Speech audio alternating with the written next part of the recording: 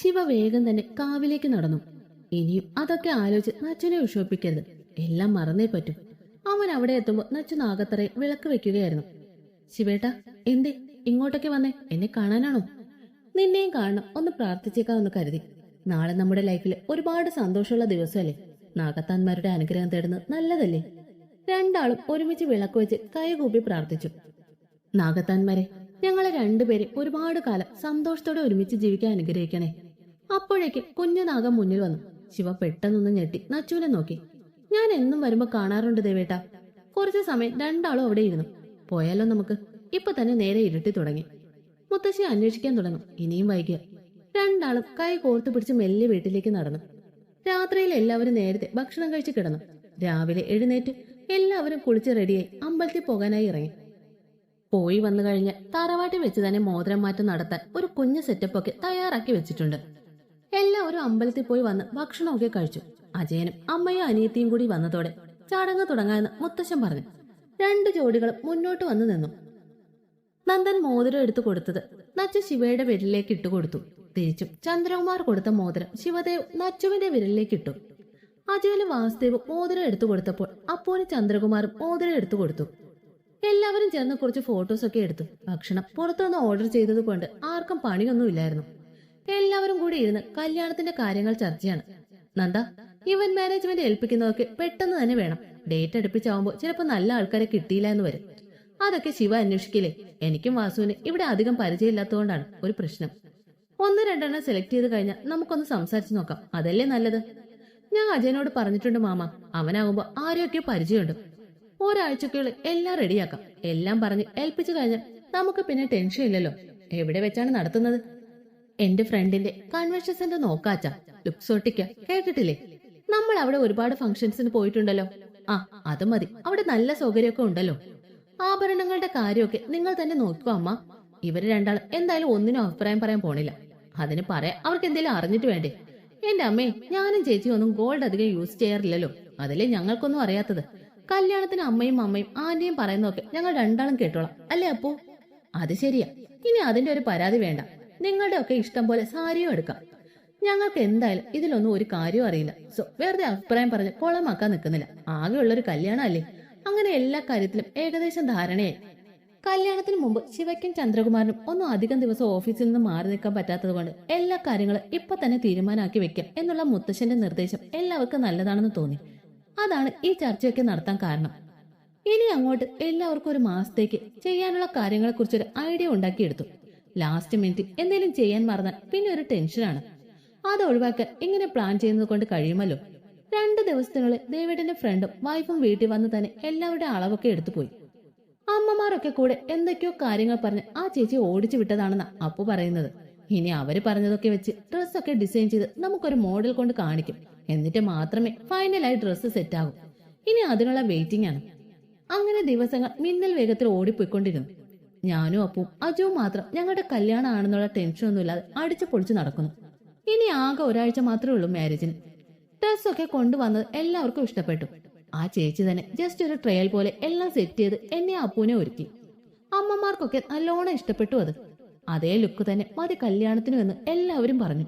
ഹാദിയും മെഹന്തിയും പിന്നെ ഒരു റിസപ്ഷനും ചേർന്ന് ടോട്ടൽ 3 ദിവസമാണ് കല്യാണം. തലേന്ന് രാവിലെ ഹാദിയും രാത്രി മെഹന്തിയാണ് പ്ലാൻ. കല്യാണം കഴിഞ്ഞ അന്ന് രാത്രിയാണ് റിസപ്ഷൻ. എല്ലാത്തിനുമുള്ള അറേഞ്ച്മെന്റ്സ് ഈവന്റ് മാനേജ്മെന്റ് ചെയ്യുന്നത് കൊണ്ട് നമ്മൾ ജസ്റ്റ് ഒന്ന് റെഡിയായാൽ മതി. ദേവേട്ടനാണ് ഇപ്പോഴാണ് കുറച്ചെങ്കിലും ഫ്രീ ആയത്. എന്തിനാ ഇങ്ങനെ കഷ്ടപ്പെട്ട് പണിയെടുക്കുന്നതെന്ന് ചോദിച്ചപ്പോ പറയുക, കല്യാണം കഴിഞ്ഞ പിന്നെ കുറച്ച് നാളത്തേക്ക് ലീവ് എടുക്കുക, വേറെ പണിയുണ്ടല്ലോ എന്ന്. എനിക്കാണ് പിന്നീടാണ് അതിന്റെ അർത്ഥം പോലും പിടികിട്ടിയത്. അജുവും ദേവേട്ടനും കൂടെ ഞങ്ങൾക്ക് രണ്ടിനും സർപ്രൈസ് ആയി ഹണിമൂൺ പ്ലാൻ ഒക്കെ നടത്തുന്നുണ്ട് എന്നാണ് അപ്പുവിന്റെ കണ്ടുപിടുത്തം. അവൾ പറഞ്ഞതുകൊണ്ട് വിശ്വസിക്കാം. എല്ലാവരുടെയും രഹസ്യങ്ങൾ കണ്ടുപിടിക്കാൻ അവളെ കഴിഞ്ഞ് വേറെ ആരും ഉള്ളൂ. ഞങ്ങളുടെയൊക്കെ ഒരുപാട് നാളത്തെ കാത്തിരിപ്പിന് ഒടുവിൽ നാളെയാണ് കല്യാണം. ഇപ്പൊ എല്ലാവരും ഹാൽദിക്കുള്ള ഒരുക്കത്തിലാണ്. ഹാൽദിക്കുള്ള സെറ്റിംഗ്സ് ഒക്കെ എല്ലാം റെഡിയാണ്. ഞങ്ങൾ 4 ആളും വന്ന് സ്റ്റേജിൽ ഇരുന്നത് മുത്തശ്ശന്മാരും മുത്തശ്ശിയും ആദ്യം ഹാൽദി തേച്ചു. പിന്നെ പപ്പ, മമ്മ, അച്ഛൻ, അമ്മ അങ്ങനെ ഓരോരുത്തരായി വന്നു. പിന്നെ ഞങ്ങൾക്ക് കണ്ടുപോലും പരിചയമില്ലാത്ത കുറെ അധികം കുടുംബക്കാരൊക്കെ വന്നു. ഞങ്ങളോട് എന്തോ ദേഷ്യമുള്ളത് പോലെയൊക്കെ ചിലർ മഞ്ഞൾ വാരി തേക്കുന്നുണ്ട്. എന്താണോ എന്തോ. ഭാഗ്യത്തിന് മുന്നിൽ വെച്ച സ്വീറ്റ്സ് ഒക്കെ കുറച്ച് ആൾക്കാർ മാത്രമേ വായി വെച്ച് തന്നുള്ളൂ. അല്ലെ ഇന്ന് തന്നെ ഷുഗറായി മനുഷ്യൻ മരിച്ചു പോയനെ. അത്രയും കുടുംബക്കാരുണ്ട്. ഓരോരുത്തരും വരുമ്പോ അപ്പവും ദേവേട്ടനും അവരോടൊക്കെ ചിരിച്ചു. എനിക്കോ അജുനും ആരാണെന്നൊക്കെ പറഞ്ഞു തരുന്നുണ്ട്. എല്ലാരെയും ഓർത്തു വെക്കണമെങ്കിൽ തന്നെ 2 ദിവസം സമയം വേണ്ടിവരും. സോ ചുമ്മാ ഒന്ന് ചിരിച്ചു കൊടുക്കും, അത്രേ ഉള്ളൂ. അല്ലെങ്കിൽ അത് മതി ഞങ്ങൾ രണ്ടിനും അഹങ്കാരാണെന്ന് പറയാം. ഇതൊക്കെ മമ്മയും അമ്മയും എന്നോടും അജുവിനോടും ആദ്യമേ ക്ലാസ് എടുത്ത് തന്നോണ്ട് ഉപകാരമായി. ഇനി ഇന്ന് രാത്രി മെഹന്തി കൂടി കഴിയുമ്പോഴേക്കും നാളെ കല്യാണത്തിന് ഉടുത്തൊരുങ്ങി നിൽക്കാനുള്ള എനർജി ഒന്നും ബാക്കിയുണ്ടാകുമെന്ന് തോന്നില്ല. എല്ലാവരുടെയും വകയായുള്ള വാരിത്തേക്കിലൊക്കെ കഴിഞ്ഞപ്പോൾ തന്നെ ഞങ്ങൾ ഒരു വകയായി. ഇനി ഭക്ഷണം കഴിച്ച് കുറച്ചു നേരം വിശ്രമിക്കട്ടെ എന്നുള്ള മുത്തശ്ശന്റെ ശബ്ദം കേട്ടപ്പോൾ തന്നെ ഞാനും അപ്പു ഇതൊക്കെ ഒന്ന് കഴുകിക്കളട്ടെ എന്നും പറഞ്ഞ ഒരു ഓട്ടമായിരുന്നു. നേരെ ഞാനും അപ്പു ഞങ്ങളുടെ വീട്ടിലേക്ക് വന്നു. താറവാട്ടി മൊത്തം ആൾക്കാരായിട്ട് ഒന്ന് ഇരിക്കാൻ പോലും സ്ഥലമില്ലാത്ത അവസ്ഥയാണ്. വേഗം വാതിൽ തുറന്ന് അകത്തേക്ക് കയറി. അപ്പു, നീ താഴത്തെ റൂമിൽ കയറി ഫ്രഷ് ആയിട്ട് കുറച്ചു നേരം കിടന്നു. ഭക്ഷണം കുറച്ചു കഴിഞ്ഞ് പോയി കഴിക്കാം. ഇപ്പൊ പോയാലും ഒന്നും കഴിക്കാനൊന്നും പറ്റില്ല. എനിക്കിനി രാത്രി ഫുഡ് മതി ചേച്ചി. ആ സ്വീറ്റ്സ് ഒക്കെ കുറെ കഴിച്ചില്ലേ, അതാ. ഞാൻ മോളിൽ എന്റെ റൂമിലുണ്ടാകും. വേഗം മുറിയിലേക്ക് കയറി ഡോർ അടയ്ക്കാൻ പോകുമ്പോഴാണ് ദേവേട്ടൻ വന്നത്. എന്താ ദേവേട്ട, ഫ്രഷ് ആവാനാണോ ഇങ്ങോട്ട് വന്നത്? ഞാൻ അപ്പുറത്തെ റൂമിൽ പോവാം. അതൊക്കെ പിന്നെ ഇപ്പൊ നച്ചുക്കുട്ടി ഒന്ന് അടങ്ങി നിൽക്ക്. നമുക്ക് ഹാൽദി പരസ്പരം തേക്കണ്ടേ? ഇനി അതിനെന്റെ എവിടെ തേക്കും? മുഖത്തും കയ്യിലും ഒക്കെ മൊത്തം എല്ലാം തേച്ചു വെച്ചു. എനിക്ക് ഹൽദി തേക്കാനുള്ള സ്ഥലമൊക്കെ ഞാൻ കണ്ടുപിടിച്ചോളാം. നച്ചുവിനെ തന്നോട് ചേർത്ത് നിർത്തി കവളുകൾ തമ്മിൽ അവനൊന്ന് ഉരസി. കൈകൾ കൊണ്ട് അവളുടെ കഴുത്തിലൂടെ ഉരസി മെല്ലെ വയറുകളിലൂടെ തടവി. നച്ചു ആണെങ്കിൽ തിരിച്ചു ഒന്നും ചെയ്യാതെ നിന്നു. മതി ദേവേട്ട, ഇനി നിന്ന് ഞാൻ എന്തേലും ചെയ്തു പോകും. നീ ചെയ്തോടി, എന്നോടല്ലേ. അതൊക്കെ ഞാൻ സമയമാകുമ്പോ ചെയ്തോളാം. ഇപ്പൊ ഒന്ന് പോയി കുളിക്കട്ടെ. ഇതൊക്കെ കൂടെ ബോഡി പറ്റിപ്പിടിച്ചിട്ട് എന്തോ പോലെയുണ്ട്. ദേവേട്ടൻ പോയി ഫ്രഷായി കുറച്ച് കിടന്നോ. ഇപ്പോഴും ഉറങ്ങി തീർത്ത നാളെ രാത്രി നമുക്ക് ഉറക്കം വരില്ല അല്ലേ? നിനക്ക് ഇത്രയ്ക്കൊക്കെ ചിന്ത ഉണ്ടായിരുന്നോ? എന്ത് ചിന്ത? അല്ല, നമ്മുടെ ഫസ്റ്റ് നൈറ്റ് അല്ലേ. പിന്നെ ഞാൻ ഇവിടെ ഇന്ന് രാത്രി എന്ത് ചെയ്യുന്നാണ് ആലോചിക്കുന്നത്. ഇനി ഇതുപോലെ ഇരിക്കേണ്ട കാര്യം ആലോചിക്കുമ്പോഴാ. ഒരു കല്യാണം അല്ലേ ഉള്ളൂ, അത് മാക്സിമം എൻജോയ് ചെയ്യണം. ജസ്റ്റ് ഒന്ന് ഉറങ്ങി എണീക്കാനുള്ള സമയം കിട്ടി. വേഗം തറവാട്ടിലേക്ക് ചെന്ന് ഭക്ഷണമൊക്കെ കഴിച്ചു. ഇനി രാത്രി എല്ലാം കഴിഞ്ഞിട്ട് എപ്പോഴെങ്കിലും കഴിക്കാൻ പറ്റിയേ പറ്റി. എല്ലാവരോടും പോയി റെഡിയാകാൻ പറഞ്ഞു മമ്മ. ഞാനും അപ്പും ദേവേട്ടനും അജുവും ഒക്കെ വേഗം പോയി റെഡിയായി വന്നു. ഡ്രസ്സ് കുറച്ച് ഡിഫറന്റ് ആയിരുന്നു ഞങ്ങൾക്ക്. നോർത്ത് ഇന്ത്യൻ സ്റ്റൈലായിരുന്നു ചൂസ് ചെയ്തത്. ആദ്യം കണ്ടപ്പോൾ അത്ര ഇഷ്ടപ്പെട്ടില്ലെങ്കിലും ഡ്രസ്സ് ഇട്ട് കണ്ടപ്പോൾ എല്ലാവർക്കും ഇഷ്ടപ്പെട്ടു. ഡെക്കറേഷനൊക്കെ വിചാരിച്ചാലും നല്ലതാണെന്ന് തോന്നി കണ്ടപ്പോൾ ഞങ്ങൾ 4 ആളും റെഡിയായി ഇറങ്ങി സ്റ്റേജിൽ വന്നിരുന്നു. മെഹന്തിയൊക്കെ ഞാനും അപ്പും ഇന്നലെ ഇട്ടിരുന്നു. ഇന്ന് ജസ്റ്റ് ഒരു ഫംഗ്ഷന് വേണ്ടി ടച്ച് ചെയ്യുന്നു എന്നേ ഉള്ളൂ. ദേവേട്ടനും അജുവിനും ഇതൊന്നും വേണ്ടെന്നാണ്. പിന്നെ അപ്പുവിന്റെ വാശിയാണ് എല്ലാവർക്കും ഒന്നിച്ച് തന്നെ ഫംഗ്ഷൻ വേണം എന്നുള്ളത്. ദേവേട്ട എന്തേ നച്ചു ചേച്ചിക്ക് മെഹന്തി ഇട്ട് കൊടുക്കുന്നില്ലേ? എന്താ അപ്പു നീ പറയുന്നേ? ശിവേട്ട എന്തിനാ മെഹന്തി ഇടുന്നത്? അതൊന്നും പറഞ്ഞ അജുവേട്ടന് മനസ്സിലാവില്ല. എത്ര കഷ്ടപ്പെട്ടിട്ടാ ശിവേട്ടൻ ചേച്ചിക്ക് ഹാൽദിയൊക്കെ തേച്ചു കൊടുത്ത് അല്ലേ ഏട്ടാ? നീ ഇതൊക്കെ എങ്ങനെ കാണുന്നു എന്റെ അപ്പൂ? ശിവേട്ടൻ ചേച്ചിയുടെ മുറിയിലേക്ക് കയറി പോകുമ്പോ ഞാൻ താഴെ ഉള്ളതൊന്നും കണ്ടില്ല അല്ലേ? അതെങ്ങനെയാ അപ്പു? ശിവേട്ടൻ ഹാൽദി തേക്കാനുള്ള ധൃതിയിലായിരുന്നില്ലേ? രണ്ടാളൊന്ന് നിർത്തും എന്നെ കളിയാക്കുന്നത്. നിങ്ങൾ എന്നെ പോലെ റൊമാൻറ്റിക് അല്ലാത്തത് എന്റെ കുറ്റമല്ലല്ലോ. നമുക്ക് ഇത്രയൊക്കെ റൊമാൻസ് മതി അല്ലേ അപ്പോ? മതി അജുവേട്ടാ, ഇതിൽ കൂടുതൽ ഞാൻ താങ്ങില്ല. ദേവേട്ടന് ഇനി ഇന്ന് ഫുഡൊന്നും വേണ്ടല്ലോ. ഇവർ രണ്ടും വയറ് നിറച്ച് തന്നില്ലേ? എന്റെ നച്ചുക്കുട്ടി, നിന്റെ ദേവേട്ട ഇത് കൊണ്ടൊന്നും കുലുങ്ങില്ല മോളെ. ഇതിലും കൂടുതൽ പറഞ്ഞാലും എനിക്കൊരു കുഴപ്പവുമില്ല. ഞാൻ ഇനി ഇങ്ങനെ തന്നെ റൊമാൻസ് തുടരും. അപ്പൊ എന്റെ കാര്യത്തിൽ ഒരു തീരുമാനമായി അല്ലേ? നീ എന്റെ കൂടെ കട്ടയ്ക്ക് നിന്നാ മതി നച്ചു. എല്ലാവരും മെഹന്തി ഇടലും ഭക്ഷണം കഴിക്കലും ഒക്കെ കഴിഞ്ഞതോടെ തന്നെ ഞങ്ങൾ ഒരുവിധം ഉറക്കത്തിലേക്ക് പോവുകയായിരുന്നു. അത്രയും ക്ഷീണമാണ് തോന്നുന്നത്. നമ്മൾ വെറുതെ കെട്ടിയൊരുങ്ങി നിൽക്കുമ്പോഴാണ് പണിയെടുത്തതിനേക്കാൾ ക്ഷീണമെന്ന് ഇപ്പോഴാ മനസ്സിലായത്. പെട്ടെന്ന് എല്ലാവരെയും ഞെട്ടിച്ചുകൊണ്ട് ഇവന്റ് മാനേജ്മെന്റ് അടിപൊളി ഒരു പാട്ടിട്ടു. അതും ഹൈ വോളിയത്തിൽ. പിന്നെ പറയണോ, ഉറങ്ങിയവര് ഉറക്കത്തിലേക്ക് പോയിക്കൊണ്ടിരുന്നവര് എഴുന്നേറ്റ് തുള്ളാൻ തുടങ്ങി. എല്ലാവർക്കും ഇത്ര എനർജി ബാക്കി ഉണ്ടായിരുന്നു എന്ന് ഇപ്പോഴാ മനസ്സിലായത്. ഞാനും ഒപ്പൊക്കെ അമ്മയും ആന്റിയും അമ്മയും ഒക്കെ ഡാൻസ് കളിക്കുന്ന കണ്ട് കണ്ണും തള്ളി ഒരു നിൽപ്പായിരുന്നു. ശോ, അമ്മയുടെ ഉള്ളിൽ ഉറങ്ങിക്കിടക്കുന്ന ഒരു പ്രഭുദൈവം ഉണ്ടെന്ന് ഞാൻ ഇത്രയും നാളായിട്ട് തിരിച്ചറിഞ്ഞില്ലല്ലോ ചേച്ചി. എങ്കിൽ അപ്പുമോളെ ആ സൈഡിലേക്കൊന്ന് നോക്കിക്കേ. അയ്യോ, മുത്തശ്ശനും മുത്തശ്ശി. വെറുതെ അല്ല അമ്മ ഇങ്ങനെ ഒരു ഡാൻസുകാരിയായത്. മുത്തച്ഛന്റെ അല്ലേ മോൾ. ഒരു ചാൻസ് കിട്ടാതെ ഇവരൊക്കെ വെയിറ്റ് ചെയ്യുകയായിരുന്നു എന്ന് ഇപ്പൊ അല്ലേ മനസ്സിലായത്. പിന്നെ ഞങ്ങളായിട്ട് വെറുതെ നോക്കി നിൽക്കണ്ടല്ലോ. ഒന്നുമില്ലേലും ഞങ്ങളുടെ ആകെയുള്ള ഒരു കല്യാണമില്ലേ, അതിന് ഡാൻസ് കളിച്ചില്ലേ, പിന്നെ എപ്പോ കളിക്കാനാ? അപ്പവും ഞാനും കൂടി ദേവേട്ടനെ അജുവിനെയും പിടിച്ച് ഗോദായിലേക്ക് ഇറങ്ങി. ഓരോ പാട്ട് കഴിയുമ്പോഴും ഞങ്ങളുടെ ഒക്കെ ആവേശം കണ്ട് അവർ നെക്സ്റ്റ് പാട്ട് വെച്ചുകൊണ്ടിരുന്നു. ഇനിയും പാട്ട് നിർത്തിയില്ലേ രാവിലെ വരെ ഞങ്ങളൊക്കെ തുള്ളു എന്ന് തോന്നിയത് കൊണ്ടാണോ എന്തോ ആ ചേട്ടൻ എല്ലാവരോടും പോയി കിടന്ന് ഉറങ്ങാൻ പറഞ്ഞ് പാട്ടൊക്കെ ഓഫ് ചെയ്തു. കുറച്ചുകൂടി സ്റ്റെപ്സ് എനിക്ക് ബാക്കിയുണ്ടായിരുന്നു ചേച്ചി. മോൾ ആ സമയം ഒന്ന് നോക്കിക്കേ. ഇനിയും കിടന്ന് ഉറങ്ങിയില്ലേ മിക്കവാറും അജു നിന്നെ ഉറക്കത്തിൽ കട്ടിൽ കിടന്ന് തലയിട്ടേണ്ടി വരും. എല്ലാരെയും അവിടുന്ന് ഓടിച്ചു വിട്ടു എന്ന് പറയുന്നതാവും ശരി. ഇവന്റ് മാനേജ്മെന്റ് ചേട്ടന്മാർക്ക് രാവിലത്തേക്ക് താലി കെട്ടാനുള്ള മണ്ഡപമൊക്കെ ഒരുക്കാൻ കുറച്ച് സമയം വേണമല്ലോ. ആദ്യം അമ്പലത്തിൽ നിന്ന് താലി കെട്ടാൻ എന്നായിരുന്നു പ്ലാൻ. പിന്നെ എല്ലാവർക്കും വീട്ടിൽ വെച്ച് തന്നെ മതിയെന്നായി. നച്ചു, അപ്പു, നിങ്ങൾ രണ്ടുപേരും എഴുന്നേക്കുന്നില്ലേ? മമ്മ, കുറച്ചു നേരം കൂടി ഉറങ്ങട്ടെ, കണ്ണൊന്നും തുറക്കാൻ പോലും പറ്റുന്നില്ല. എന്തിനാ ഇത്ര നേരത്തെ എഴുന്നേക്കുന്നേ? എങ്കിൽ ഞാൻ പോയി എല്ലാവരോടും പറയാം, നിങ്ങൾക്ക് ഇപ്പൊ എഴുന്നേക്കാൻ വയ്യ, അതുകൊണ്ട് കല്യാണം മാറ്റി വെക്കാന്ന്. അയ്യോ, അപ്പൊ എന്റെ ദേവേട്ടനോ? ആ, അവനും അജുവൊക്കെ എപ്പോഴേ എണീറ്റ് കുളി വരെ കഴിഞ്ഞു. അമ്പലത്തിൽ പോവാൻ നിങ്ങൾ രണ്ടിനും കാത്തിരിപ്പുണ്ട്.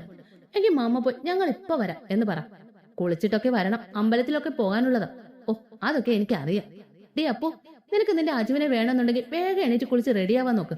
നമ്മളെ സമയത്തിന് കണ്ടില്ലേ എല്ലാവരും കൂടി അവരെ കൊണ്ട് വേറെ പെണ്ണിനെ കെട്ടിക്കാൻ വരെ ചാൻസ് ഉണ്ട് മോളെ. പിന്നെ എല്ലാം പെട്ടെന്നായിരുന്നു. ഞങ്ങൾ രണ്ടും എഴുന്നേറ്റ് കുളിച്ച് ധാവണി കൊടുത്തു. അമ്പലത്തിൽ പോയി വരുമ്പോഴേക്കും ഒരുക്കാനുള്ള ചേച്ചി വരും.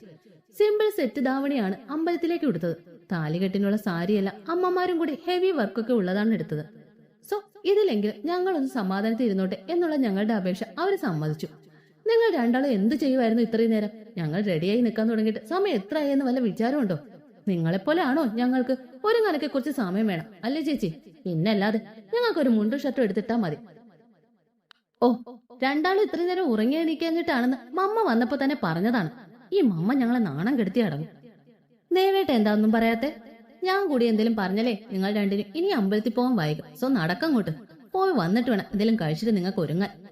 മുഹൂർത്തത്തിന് മുമ്പ് ഒരുങ്ങി എങ്ങനെയും ഇറങ്ങിയാൽ മതി. അല്ലേ ഞങ്ങൾ രണ്ടും ഒറ്റയ്ക്ക് ഹണിമൂണിന് പോകും. പറഞ്ഞേക്കാം, നിങ്ങൾ രണ്ടാളും കൂടി ഹണിമൂണിന് പോയിട്ട് എന്താ കാര്യം? ദേ, എന്നെ കൊണ്ടൊന്നും പറയിക്കാതെ അങ്ങോട്ട് നടക്കുന്ന അച്ചുകുട്ടി. ഹണിമൂണിന് പോയിട്ട് എന്ത് ചെയ്യും എന്നൊക്കെ മോൾക്ക് ഞാൻ നല്ലോണം കാണിച്ചു തരുന്നുണ്ട്. വേണ്ടായിരുന്നു ചേച്ചി, വെറുതെ വടി കൊടുത്ത് അടി വാങ്ങിയ അവസ്ഥയായി. അല്ലേലും നിന്റെ ചേച്ചിക്ക് ഒരു അടിയുടെ കുറവ് ഞാൻ കാണുന്നുണ്ട്. അപ്പോ എന്നെ തൊട്ട എന്റെ ആജു കൊണ്ട് ചോദിക്കാം അല്ലേടാ? അതും പറഞ്ഞ് നച്ചു ആജുവിനെ ചേർത്ത് പിടിച്ചു. അതൊക്കെ ഞാൻ ചോദിച്ചോളാം പോരെ? ഓ, എനിക്കും ഉണ്ട് ഒരു ശിവേട്ടൻ. എന്റെ അപ്പു, നിനക്ക് കുറച്ചൊന്നും അല്ല കുശുമ്പ്. വാ, ശിവേട്ടന്റെ കുട്ടിയെ ശിവേട്ടനും ചേർത്ത് പിടിക്കാലോ. എല്ലാവരും സന്തോഷത്തോടെ അമ്പലത്തിൽ പോയി മനസ്സറിഞ്ഞ് പ്രാർത്ഥിച്ചു. വേഗം തന്നെ തിരിച്ചും വന്നു. വീട്ടിലെത്തുമ്പോ തന്നെ റെഡിയാക്കാനുള്ള ചേച്ചി കൂടെ സഹായിക്കാൻ ഒരു കുട്ടിയും വന്ന് നിൽപ്പുണ്ടായിരുന്നു. പെട്ടെന്ന് തന്നെ നന്ദിനി ആന്റി വന്ന് ഞങ്ങൾക്ക് രണ്ടിനും ഭക്ഷണമൊക്കെ വരുത്തന്നു. ഞാൻ ഫുഡ് കഴിക്കാതിരുന്ന ഇന്നൊന്നും തീരില്ലെന്ന് അമ്മയ്ക്ക് നല്ലോണം അറിയാം. വേഗം തന്നെ ആ ചേച്ചിയും സഹായിയും കൂടെ ഞങ്ങൾക്ക് വൃത്തി സാരിയൊക്കെ ഉടുപ്പിച്ചു തന്നു. പിന്നെ മുടിയൊക്കെ സെറ്റ് ചെയ്ത് ആഭരണങ്ങൾ കൂടി ഇട്ടപ്പോൾ തന്നെ ഞങ്ങൾ രണ്ടും ഒരു വഴിക്കായി. എന്റെ ചേച്ചി, ഇങ്ങനെ ഇനി എത്ര നേരം നിൽക്കണം എന്ന് ആലോചിക്കുമ്പോൾ തന്നെ താലയൊക്കെ കറങ്ങുന്ന പോലെ. ആരോടും പറയാതെ അജുവേട്ടനെ കൂട്ടി ഒളിച്ചോടിയാൽ മതിയെന്ന് ഇപ്പൊ തോന്നുന്നു. ആ, അതിന്റെ ഒരു കുറവേ ഉള്ളൂ. നിനക്കല്ലേ ആകെയുള്ള കല്യാണം ആഘോഷിക്കണമെന്ന് നിർബന്ധം. അനുഭവിച്ചോ മോളെ? ഞാൻ അറിഞ്ഞോ ഇങ്ങനെയൊക്കെ ഉണ്ടാകുമെന്ന്? ഇനിയിപ്പോ ഇത് കഴിഞ്ഞ രാത്രി റിസപ്ഷൻ കൂടി ഇല്ലേ? ഒരു കല്യാണം കഴിക്കാൻ മനുഷ്യൻ എന്തൊക്കെ കഷ്ടപ്പാടുകൾ സഹിക്കണം എന്റെ ഈശ്വരാ. മോളെ, റെഡിയായോ? അമ്മ, എങ്ങനെയുണ്ട്? ഞങ്ങളൊക്കെ കൂടിയല്ലേ എല്ലാം സെലക്ട് ചെയ്ത്. പിന്നെ മോശമാകാൻ ഒരു ചാൻസും ഇല്ലല്ലോ. ഓ, അമ്മയ്ക്ക് തള്ളി മറിക്കാനുള്ള ചാൻസ് ഞാൻ തരാം. ഇപ്പൊ എങ്ങനെയുണ്ടെന്ന് പറ. എന്റെ അപ്പു, രണ്ടാളും നന്നായിട്ടുണ്ട്. വാ, അനുഗ്രഹം വാങ്ങാം. മുഹൂർത്തത്തിന് സമയമായി. പിന്നീട് അങ്ങോട്ട് അറിയുന്നവരും അറിയാത്തവരും എന്ന് വേണ്ട, എല്ലാവരുടെയും കാല് പിടിച്ചു. നടുവിന് പോലും ചെറുതായിട്ട് പണി കിട്ടിയോ എന്നൊരു സംശയം ഇല്ലാതില്ല. നിങ്ങൾക്ക് ഇത്രയും കുടുംബക്കാരൊക്കെ ഉണ്ടോ അപ്പോ? ഇത് തീരുന്നില്ലല്ലോ. എന്റെ മാത്രമല്ല, ചേച്ചിയുടെയും കുടുംബക്കാരാണ്. ഓ, ഇത്രയും നാട്ടിൽ വരാത്ത നന്നായി എന്ന് ഇപ്പൊ തോന്നുന്നു. അല്ലേ ഞാൻ കല്യാണത്തിനൊക്കെ പോയി മടുത്തേനെ. നാലാളും എല്ലാവരുടെ അനുഗ്രഹം വാങ്ങി. അജുവും ശിവയും മണ്ഡപത്തിലേക്ക് കയറിയിരുന്നു. നച്ചുവിനെ, അപ്പുവിനെയും നന്ദനും ചന്ദ്രകുമാരും കൈ പിടിച്ച് താലപ്പൊലിയൊക്കെ പിടിച്ച കുഞ്ഞു കുട്ടികളുടെ ഇടയിൽ കൂടെ കൊണ്ടുവന്ന് മണ്ഡപത്തിലിരുത്തി. ശിവ നച്ചുവിനെ, അജു അപ്പുവിനെ നോക്കിയൊന്ന് ചിരിച്ചു. അധികം ടെൻഷനൊന്നും ഇല്ല. അറിയാവുന്ന ആൾക്കാർ മാത്രമേ ഇനിയും തങ്ങളുടെ ജീവിതത്തിൽ ഉണ്ടാകൂ എന്നുള്ളത് കൊണ്ടാവാ അത്. ഒരു പെൺകുട്ടി കല്യാണ സമയത്ത് ഏറ്റവും കൂടുതൽ ഭയപ്പെടുന്നത് അറിയാത്ത ഒരു കൂട്ടം ആൾക്കാർക്കിടയിലുള്ള തന്റെ ജീവിതത്തെക്കുറിച്ച് ഓർത്തായിരിക്കും. പൂജാരി പറഞ്ഞതുപോലെ വാസു അജുവിന് താലിയെടുത്തു കൊടുത്തപ്പോൾ ചന്ദ്രകുമാർ ശിവയ്ക്കും താലിയെടുത്തു കൊടുത്തു. രണ്ടാളും പ്രാർത്ഥനയോടെ അത് തങ്ങളുടെ പ്രണയത്തിന് ചാർത്തി അവരെ തങ്ങളുടെ പാതിയാക്കി മാറ്റി. തങ്ങൾ ഇത്രയും കാലം നോക്കി വളർത്തിയ പെൺമക്കളെ അച്ഛന്മാർ സന്തോഷത്തോടെ സമാധാനത്തോടെ അവരുടെ പാതിക്ക് കൈപിടിച്ചു കൊടുത്തു. ഒന്നും പറയേണ്ട ആവശ്യമില്ലായിരുന്നു. തങ്ങൾ നോക്കിയതുപോലെ അല്ലേ, അതിനേക്കാൾ നന്നായി അവരെ നോക്കുന്ന ആൾക്കാണ് കൈ പിടിച്ചേൽപ്പിക്കുന്നത് എന്നുള്ള വിശ്വാസം രണ്ടച്ഛന്മാർക്കും ഉണ്ടായിരുന്നു. കല്യാണം കഴിഞ്ഞ് പെൺമക്കൾ പിന്നീട് വല്ലപ്പോഴും വീട്ടിൽ വരുന്ന അതിഥികളാവും എന്നുള്ളത് ഏതൊരു അമ്മയ്ക്കും വിഷമമുള്ള കാര്യമാണ്. അങ്ങനെ ഒരു സങ്കടം പോലും ആർക്കും ഉണ്ടാവില്ലല്ലോ ഇവരുടെ കാര്യത്തിൽ. എല്ലാ ചടങ്ങുകളും കഴിഞ്ഞ് പിന്നീട് ഫോട്ടോ എടുപ്പായിരുന്നു. എല്ലാവരോടും ചിരിച്ച് സംസാരിച്ച് കൂടെ നിന്ന് ഫോട്ടോ എടുത്ത് മടുത്തെങ്കിലും നാലാളും അതൊന്നും മുഖത്ത് കാണിക്കാതെ നിന്നു. നല്ലൊരു ദിവസമായിട്ട് ആരോടും ഇഷ്ടക്കേടൊന്നും കാണിക്കേണ്ട എന്ന് തോന്നി. ഭക്ഷണം കൂടി കഴിച്ചു കഴിഞ്ഞ് നച്ചു തറവാട്ടിലേക്കും അപ്പു അജുവിന്റെ വീട്ടിലേക്കും വലതുകാൽ വെച്ച് കയറി. നച്ചുവിനെ ആരതി ഒഴിഞ്ഞ് മുത്തശ്ശിയാണെങ്കിൽ വിളക്ക് കൊളുത്തത് നന്ദിനിയായിരുന്നു. അപ്പൂനും അങ്ങനെ തന്നെ ചെയ്തു. വിളക്ക് പൂജാമുറിയിൽ കൊണ്ടുവച്ച് പ്രാർത്ഥിച്ചു. നാലാളും വേഗം തന്നെ കാവിലേക്ക് വന്നു. തങ്ങളുടെ പാതിയുടെ കൂടെ കാവില് നാഗത്തറയിലും വിളക്ക് വെച്ച് സന്തോഷം നിറഞ്ഞ ജീവിതം ഉണ്ടാകണേ എന്ന് പ്രാർത്ഥിച്ചു. നാഗങ്ങളുടെ അനുഗ്രഹം പോലെ കുഞ്ഞുനാഗം അവരുടെ മുന്നിൽ വന്നു. ദേ നച്ചു ചേച്ചി, കുഞ്ഞുനാഗം നമ്മളെ അനുഗ്രഹിച്ചു. ചേച്ചിക്ക് സന്തോഷായില്ലേ? ഇനി നമുക്ക് തറവാട്ടിലേക്ക് പോയാലോ? എല്ലാവരും കൂടി തിരിച്ച് തറവാട്ടിലേക്ക് പോയി. ശിവയുടെയും ചന്ദ്രകുമാറിന്റെയും ബിസിനസ് ഫീൽഡിൽ ആൾക്കാർക്കൊക്കെ വേണ്ടി രാത്രി റിസപ്ഷൻ വെച്ചിരുന്നു. മക്കളെ, നിങ്ങൾ പോയി ഇതൊക്കെ മാറ്റി കുറച്ചു നേരം കിടന്നോ. രാത്രി ഇനിയും ഡ്രസ്സൊക്കെ മാറി റെഡിയാകാനുള്ളതല്ലേ? ശരിയമ്മ. നന്ദിനി പറഞ്ഞതുപോലെ നാലാളും മുറിയിലേക്ക് പോയി. മുറിയിലേക്ക് കയറി വാതിലടച്ച് തിരിഞ്ഞ ശിവ കാണുന്നത് ആഭരണങ്ങൾ അഴിക്കാൻ കഷ്ടപ്പെടുന്ന നച്ചുവിനെയാണ്. എന്റെ പെണ്ണേ, ഞാൻ ഇവിടെ ഇല്ലേ? ഒന്ന് പറഞ്ഞൂടെ സഹായിക്കാൻ? വാ, ഇവിടെ കട്ടിലിരിക്കെ, എല്ലാം അഴിച്ചു തരാം. പിന്നെ ഓരോരോ ആഭരണങ്ങളെ അഴിച്ചു വെച്ചു. ഓ, ഇപ്പോഴാ മനുഷ്യനൊരു സമാധാനമായത്. എങ്കിൽ ഈ സാരി കൂടി അഴിച്ച കുറച്ചുകൂടി സമാധാനം കിട്ടില്ലേ നച്ചു? എനിക്കിപ്പോ സാരി അഴിച്ചിട്ടുള്ള സമാധാനം ഞാൻ തന്നെ ഉണ്ടാക്കിക്കോളാം. ഇനി ദേവട്ടം കുറച്ചു നേരം പുറത്തേക്ക്. എന്തിന്? എനിക്ക് ഡ്രസ്സൊക്കെ മാറണ്ടേ? അതിന് ഞാൻ എന്തിനാ പുറത്തു പോണേ? മോളെ, ഒരു കാര്യം മറന്നോ? നമ്മുടെ കല്യാണമാണ് കുറച്ചു മുമ്പ് കഴിഞ്ഞത്. വേറെ എന്ത് മറന്നാലും അത് ഞാൻ മറക്കില്ല ദേവേട്ടാ. എങ്കിൽ ധൈര്യത്തിൽ സാരിയൊക്കെ അഴിച്ചോ, ഞാനൊന്നും ചെയ്യില്ല. അതിന് ഇതെന്റെ ദേവേട്ട അല്ലാതിരിക്കണം. എന്റെ നച്ചു, നിനക്ക് ക്ഷീണമുണ്ട്, കുറച്ചു സമയം റെസ്റ്റ് എടുക്കണം എന്നൊക്കെ എനിക്കറിയാം. ഞാൻ ഇതിന്റെ പിന്നൊക്കെ അഴിക്കാൻ സഹായിക്കാം എന്ന് കരുതി പറഞ്ഞതാണ്. ആണോ? ശോ, ഞാൻ വെറുതെ തെറ്റിദ്ധരിച്ചു.